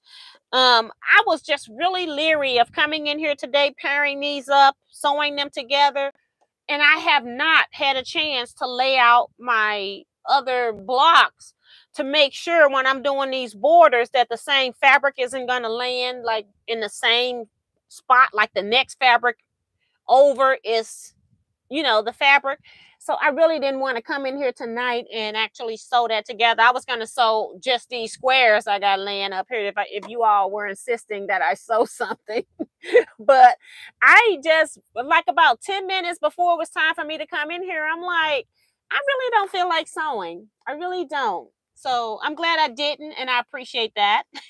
I'm appreciative for all the questions that kept me busy, so I didn't have to worry about sewing. So I only got 20 minutes now. I'm not gonna worry about it.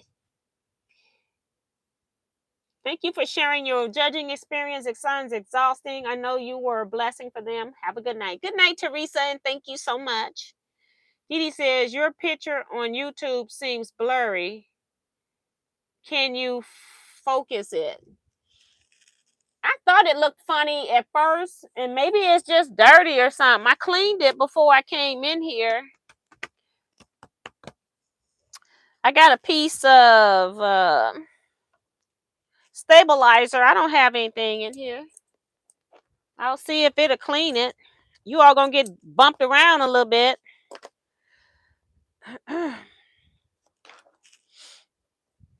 And this is now it's the last 20 minutes. I thought it was my glasses.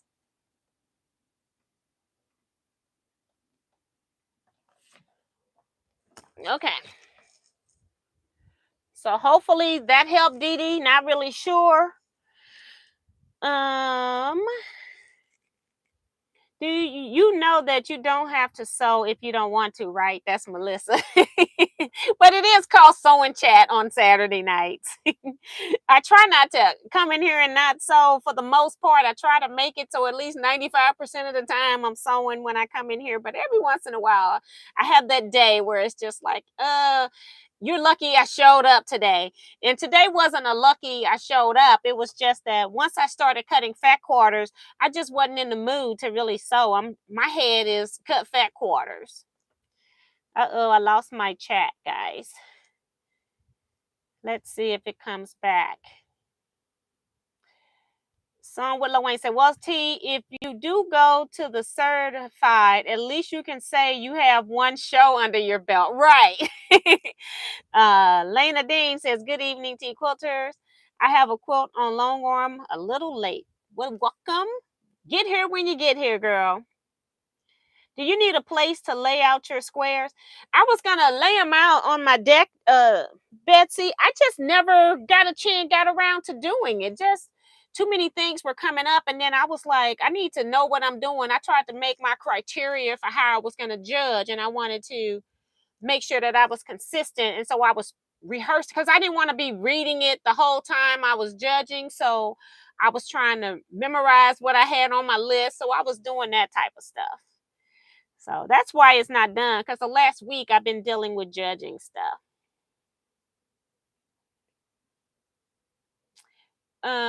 Sorry, I have to call it. Thanks for a wonderful show, T. Good night. Everyone, please thumbs up. Thank you, Sin. Good night. Kevin says, now it's time to relax and go to 60 plus quilt shops with me, Miss T. You got that right. We got a lot to do in the month of October. I'm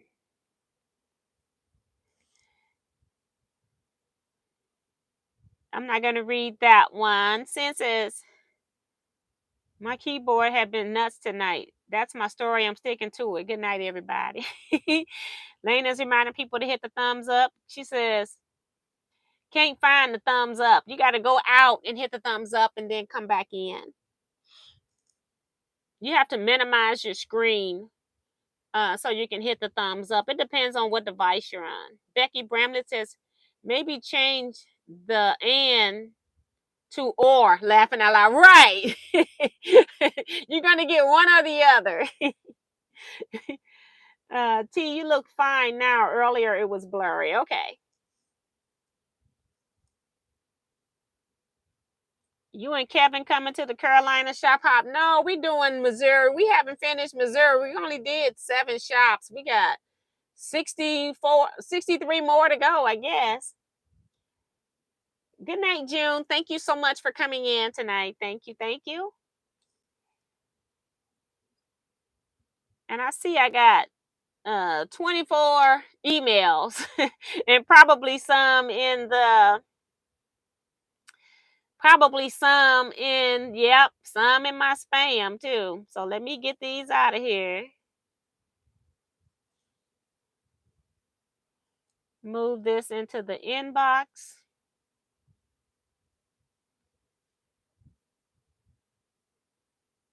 Okay.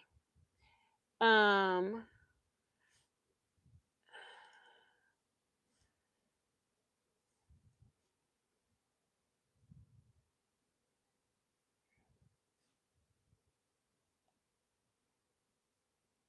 um, okay. Just trying to make sure I get everybody out of spam because I'll forget. I don't know why stuff goes to spam. Trying to get back into YouTube and it's taking me everywhere but. I guess my fingers have gotten fat since I've sat here and I've sewn.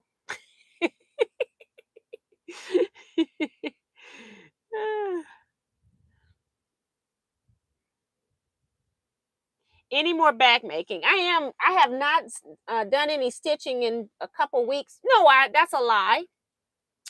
I made my own bag because remember I sold my bag and then Monday or Tuesday I realized, girl, you're going out of town and your toiletries are in a grocery bag. Okay, a store bag, plastic bag. And so I had to dump my stuff out because my niece wanted to buy mine. I'm like, oh my God. So I realized Tuesday. So I did make myself on Tuesday my own cosmetic bag. I just didn't show it to you because I used the same pink fabric. I just lined the inside with iron on vinyl. So it looks the same. I want to make me a matching um I don't know why they always try to say that bag is for the men, but they're not. They're for anybody, but it's the toiletry bag, the box bag. I'm going to make a box bag and I am going to make it in matching fabric so I can have one for my like body type toiletries. And then I want, well, it's still part of the body, I guess, but I want like lotion, soap, shampoos, all that stuff in one, not shampoo, lotion, soaps, toothpaste, all of that kind of stuff in one. And then I want hair supplies in another. I already have one that's a jewelry, but I might remake it in the same fabric so all of my stuff is the same color. I have one for jewelry and one for makeup. So maybe I might be making myself 3 more that match. Who knows? mm. So I guess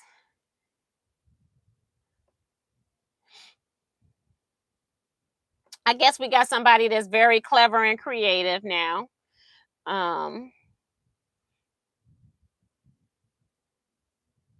But the world wants you to think that we don't live in a racist world, okay?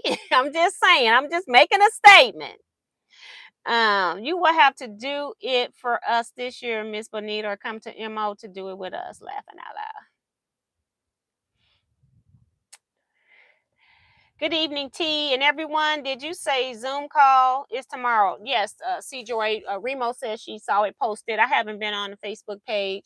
She said she saw that Eric had posted it on Facebook.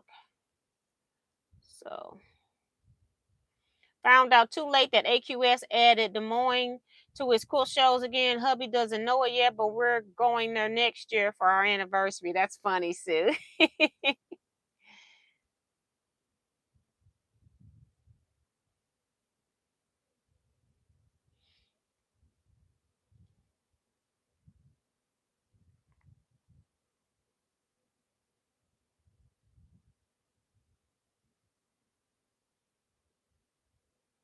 Remo said, this needs to be said. I will make sure you are traced.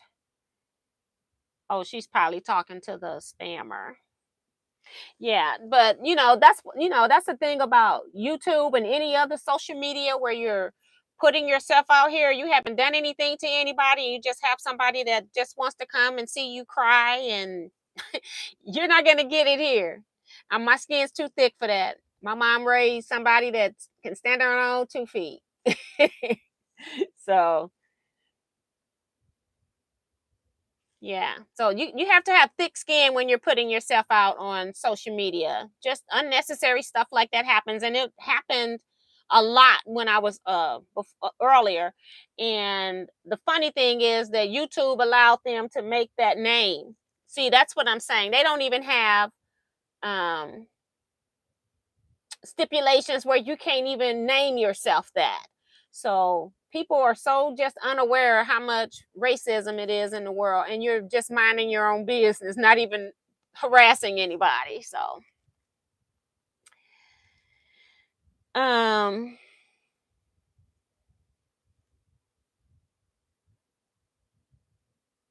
Miss T, I tried to set up accounts so you would have my shipping information. Something happened and I didn't get a confirmation. I'll send an email. Okay, I don't know what's going on with that. Just send me your information in the email, and then what I'll do is I'll go and make you a PayPal, make you a shopper under my PayPal, and then I'll have your address, and then they'll give it to me when you place orders or something like that.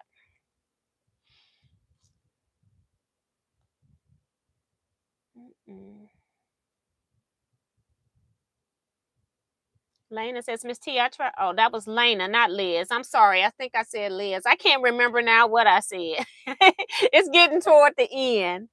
But I did. This is Lena saying that. Okay. Okay. And then you can also pay for your orders via Cash App, Zelle, or Venmo. You can pay for it other ways.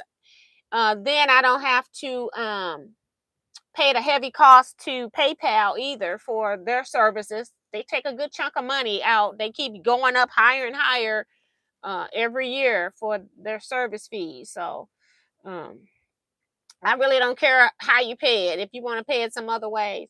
And some people that have large orders that pay a different way, I'll include your shipping for free, because by the time, if you do a very large order, which I have a couple, you pay it some other way, I'll pay your shipping. It's cheaper for me to pay your shipping, which is sad. So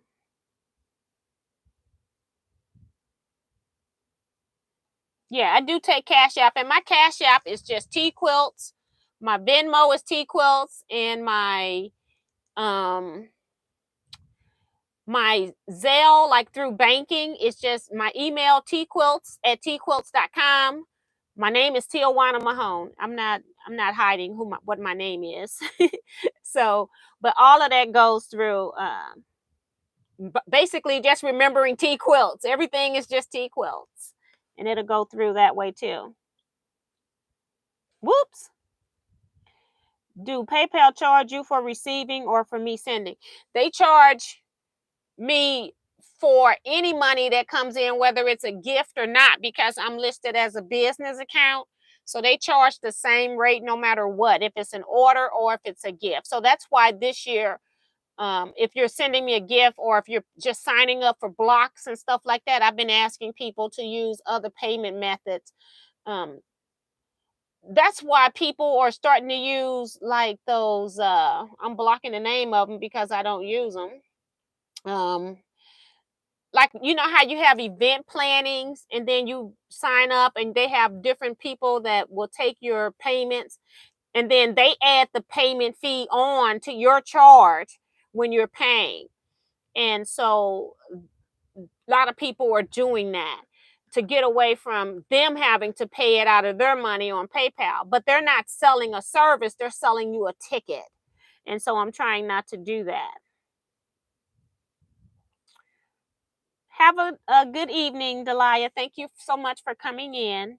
We got like 7 more minutes.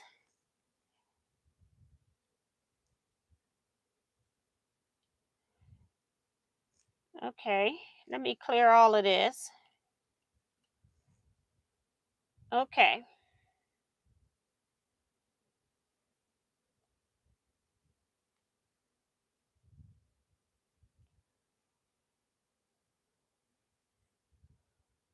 And Dee Dee says, when do we get the pattern for the second optional block?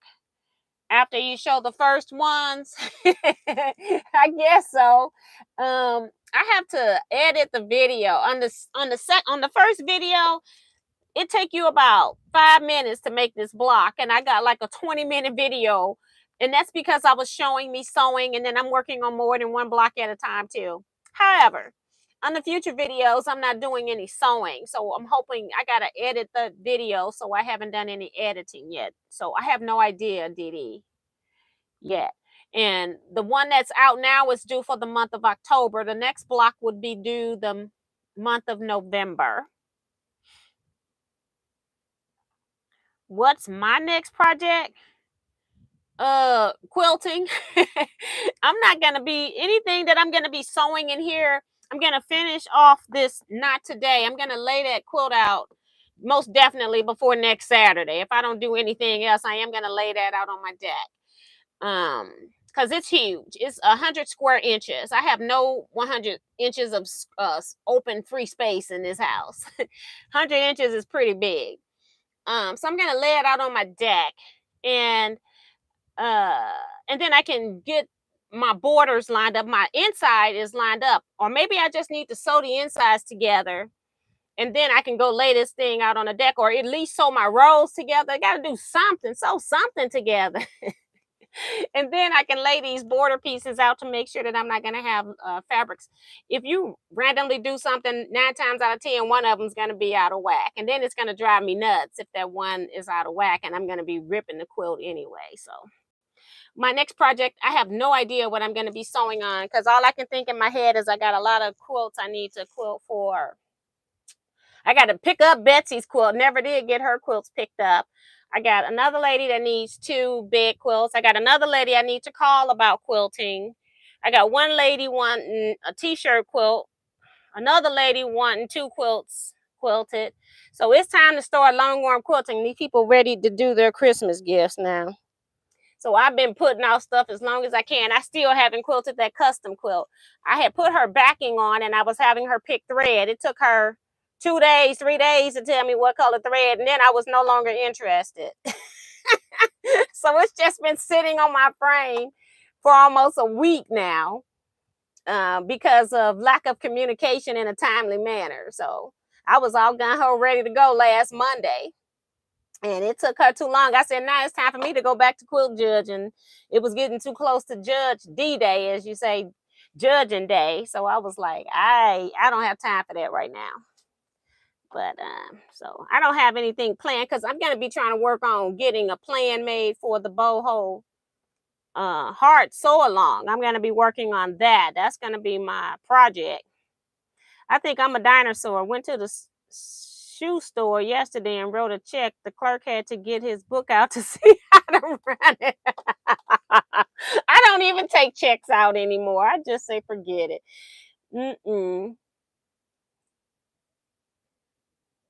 Irish L Lady says, hi T, quilts, and what have you planned tonight?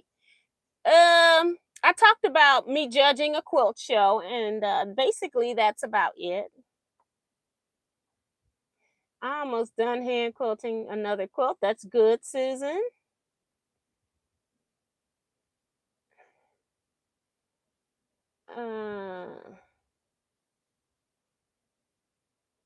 And then Susan, the other Susan says, Susan Baker said, and you hand them cash and they have trouble counting back your change. You got that right. That's been going on for a long time. That's that new math that they teaching. Ain't that something? Paula says, can you send me the first block for October? Paula, I have told you 2 times to email me, because I forget when I get out of here. It's a whole lot easier if you send me an email, and I can send you some paperwork. Did you and I also have a video link too, but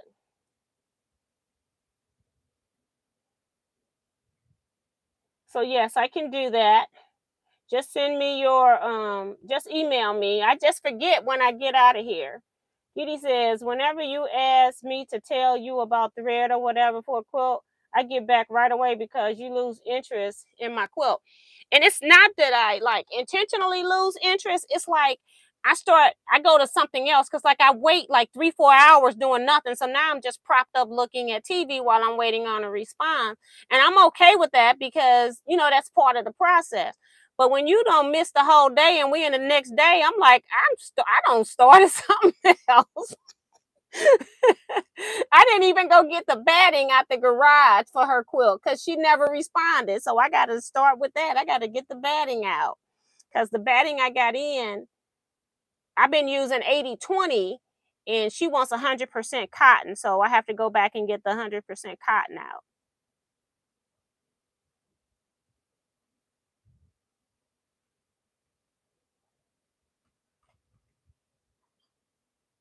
And the cash register tells them, well, sometimes if they put it in right, some of them can't even put in $10.05. If your order is $9 and you get in 905 and you get them $10.05, they can't figure that out. So yeah. But yeah, it's amazing. This new math don't work very well. Um, but we're gonna go ahead and end here, guys. I feel like I'm getting tired all of a sudden. But I gotta go cut fat quarters. So we're gonna go ahead and say goodnight here. See you all on Wednesday, 7 p.m. Central Standard Time for 1 hour chat. Don't know what we're gonna be doing yet, but I'll be here and I will see you all then. So until then, you all stay blessed, be safe, and quilt out, everybody.